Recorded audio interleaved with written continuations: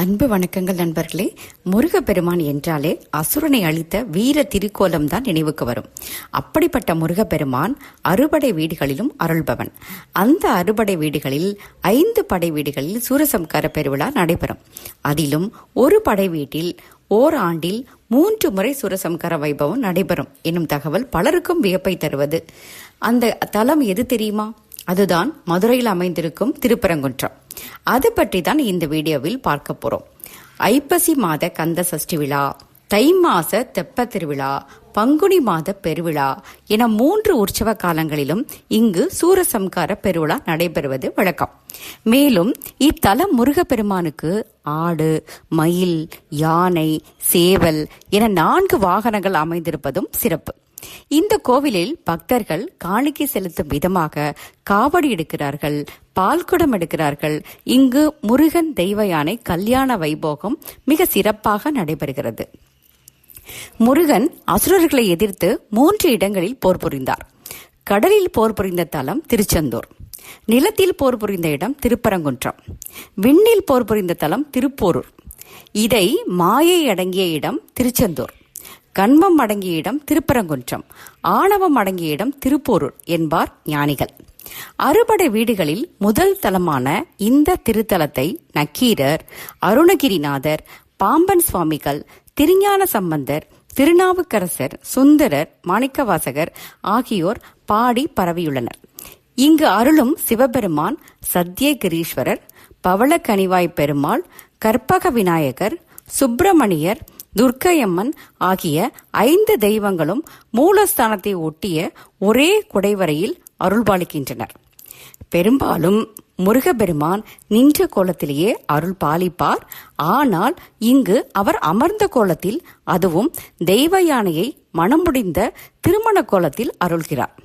இவருக்கு அருகிலேயே நாரதர், இந்திரன், பிரம்மன், நின்ற கோலத்தில் வீணையின்றி சரஸ்வதி, சாவித்ரி ஆகியோரும் அருள்கின்றனர்.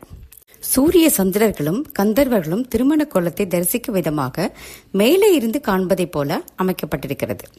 தருமியின் பாடல் பிழைக்காக சிவபெருமானையே எதிர்த்து பேச நேர்த்த அபராதம் நீங்க நக்கீரன் இத்தலத்தில் வந்து சிவபூஜை செய்து வந்தார்.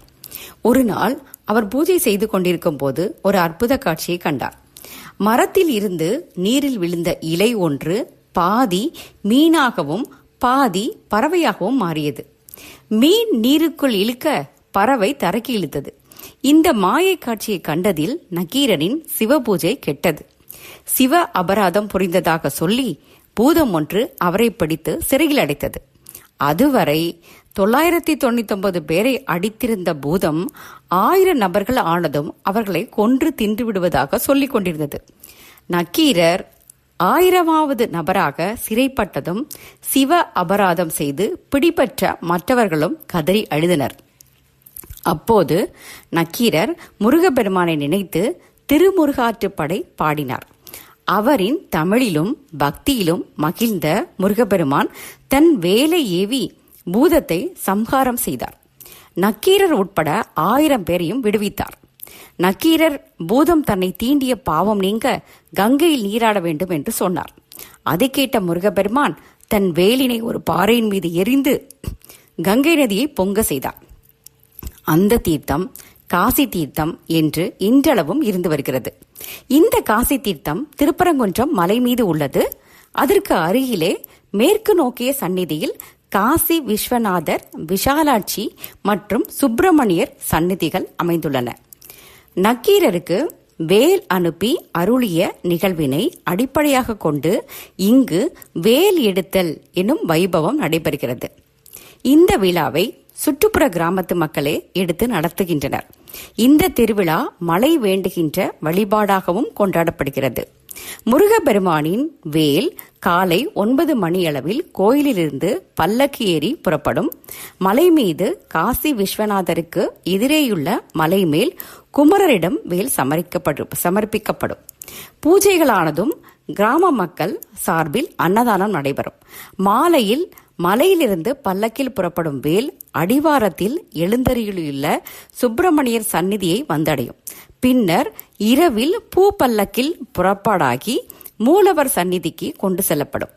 இந்த குடைவரை மூலவருக்கு அபிஷேகம் கிடையாது. பதிலாக அவர் திருக்கரத்தின் வேலுக்கு மட்டுமே இங்கு அபிஷேகங்கள் நடைபெறும் என்பது குறிப்பிடத்தக்கது. சிவபெருமான் பார்வதி தேவிக்கு பிரணவ பொருளை உபதேசம் செய்தார். அப்போது தேவியின் மடியில் குழந்தையாக இருந்த முருகப்பெருமான் அதை கேட்டு உணர்ந்தார்.